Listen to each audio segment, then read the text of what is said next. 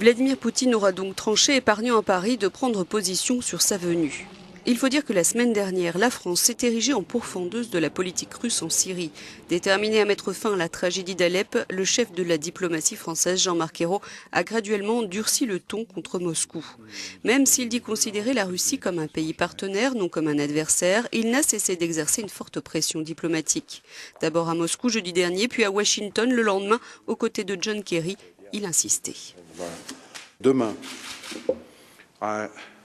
nous aurons un moment de vérité. Ce moment de vérité s'adresse à tous les membres du Conseil de sécurité. Voulez-vous, oui ou non, le cessez-le-feu à Alep? Et la question se pose en particulier à nos partenaires russes.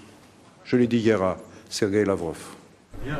Le même jour, depuis l'ambassade de France à Washington, il tentait encore d'accentuer sa pression pour que la Russie accepte le cessez-le-feu sur Alep après l'échec de l'entente russo-américaine et la reprise des hostilités. J'ai dit la même chose à Sergueï Lavrov à Moscou.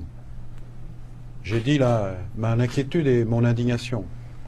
Et j'ai dit mon espoir aussi que la Russie ne voudra pas être complice de ce drame terrible et qui laissera des traces dans l'histoire de l'humanité. Donc j'ai encore l'espoir que la résolution soit votée. Mais ces efforts ont été vains. La Russie a bien mis son veto au projet de résolution franco-espagnole qui exigeait l'arrêt des raids et l'instauration d'une zone d'exclusion aérienne à Alep. 11 des 15 membres du Conseil de sécurité l'avaient pourtant soutenu. C'était la 5e fois que la Russie opposait son veto à une résolution concernant la Syrie depuis le début du conflit. La Russie avait toutefois présenté une résolution plus générale sur la cessation des hostilités en Syrie qui a été rejetée. En attendant que la communauté internationale se mette d'accord, les quartiers rebelles de l'est d'Alep subissent un déluge de feu de la part du régime de Damas et de leurs alliés russes. Lundi, Jean-Marc Ayrault ne cachait pas sa frustration, mais se montrait tout autant déterminé.